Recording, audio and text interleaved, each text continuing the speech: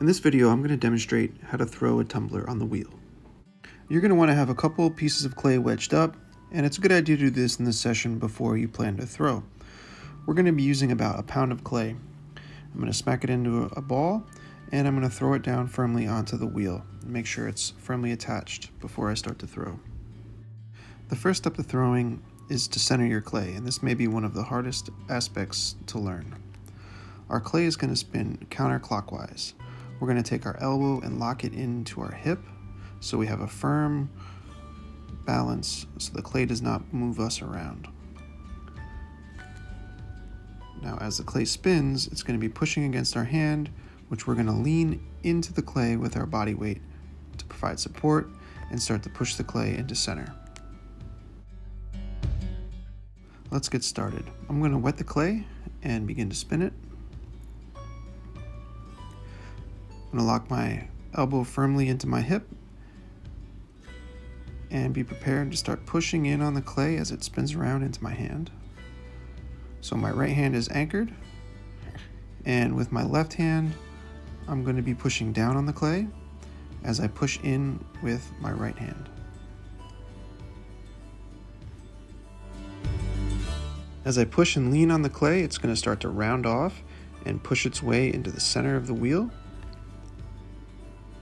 And I'm applying some compression on the top as well. You can see I'm getting a little bit closer. And I'm going to continue to wet the clay to keep it lubricated as I need. As you center the clay, you should begin to feel the wobble kind of leave the clay and the clay begin to spin freely in your hands.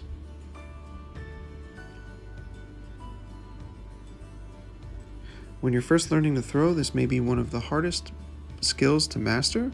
So be patient, it may take you a little time to learn how to center.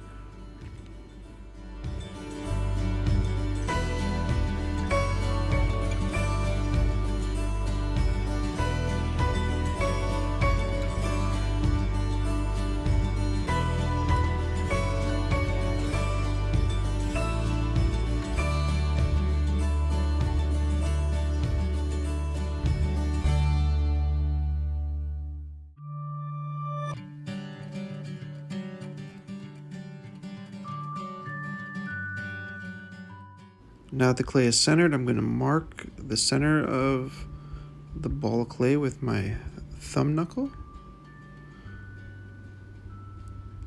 And now I'm going to wet my fingers again, and I'm going to begin to open it up. Now I'm going to make sure to bridge my hands together to provide a little bit more support. And I like to have a little extra speed on the wheel to help aid this process, opening it up.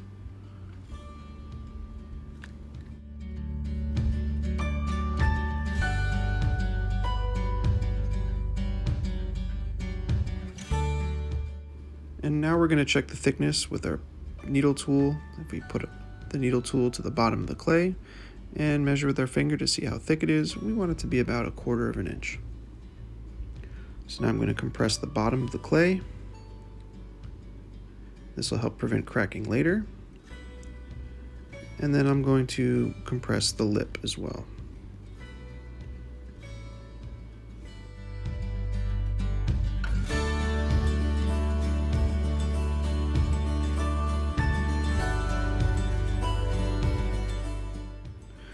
To compress the lip, I gently kind of pinch or squeeze the top of the clay and bridge my finger across my other 2 fingers in order to compress the clay and make it nice and even. Now that I've centered it, I've also developed a bit of an undercut on the inside and on the outside of the clay, which I'm going to use in a moment to start to pull some clay up. So I've just widened the bottom a little bit. I'm going to recompress the base a little bit more. And getting ready for our first pull.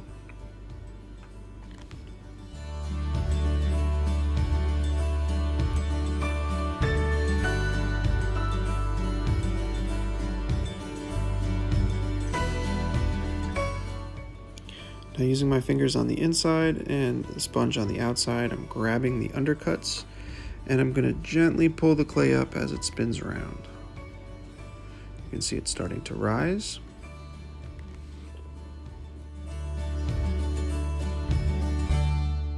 Now I'm going to start my second pull, and you can still see I have a bit of an undercut that I'm grabbing and using that to lift the clay from the bottom up to the top.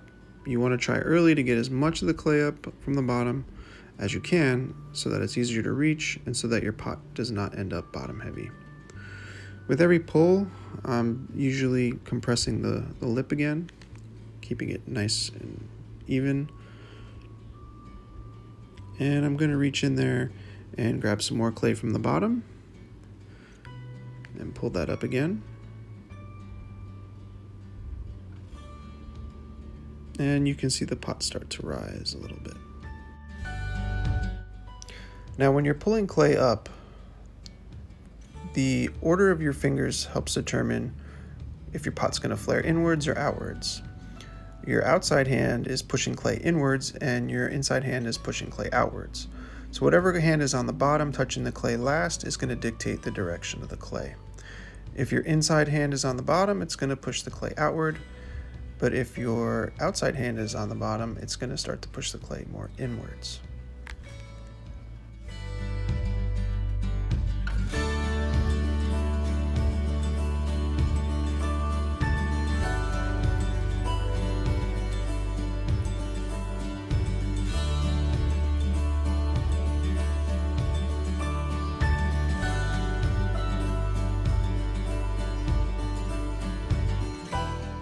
Now, if the lip of your pot does get a little off balance, you can easily trim it by gently pushing your needle tool into the side of the clay to meet your finger on the other side. As it's spinning, it'll help cut through the clay evenly. And then you can compress the rim, clean it up. And I'm going to just go back over and pull another round of clay from the bottom and compress the lip. Now that our tumbler is basically done, we're going to use our trimming tool to trim off the excess clay on the bottom. I'm supporting the clay on the inside with my hand and using this wooden knife tool to kind of trim away some of the bottom extra clay.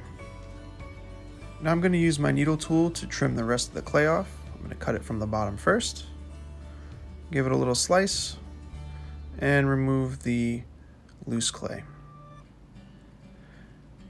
Now our pot's done, so the last thing to do is remove it. So I'm going to use some cutting wire, and it's helpful to have a little bit of water to help kind of pull it through the clay. You can just pull it straight towards yourself to remove it, or you can bring one hand down towards the bottom and spin your wheel to help remove it. Now we're using plastic bats that are removable from the wheel. You can take the whole bat with you, or you can pop your pot off the bat itself. And as it dries and the lip becomes a little bit closer to leather hard, you're going to want to flip it over, give the bottom a little tap, and put your name or initials on the bottom and your class period number. And that's it for this part of the demo. All that's left to do is clean up. But before we do that, let's take a look and see how evenly this got thrown. So I'm going to slice it in half and inspect to see where the clay ended up. You can see the bottom is pretty even compared to the rest of the pot. A lot of that clay got pulled up early on, and the last little bit of remaining clay just kind of got trimmed away a little bit.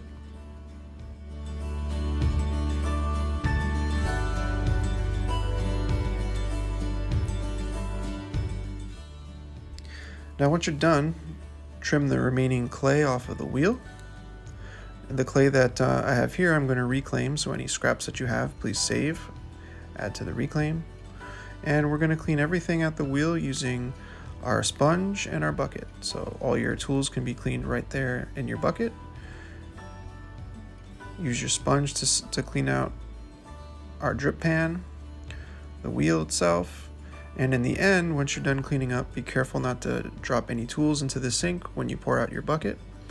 And please make sure that you return all your tools and the wheel clean just the way you found it. It might be a good idea once you're done also, if you have some time, to wedge some clay to be prepared for your next session as well.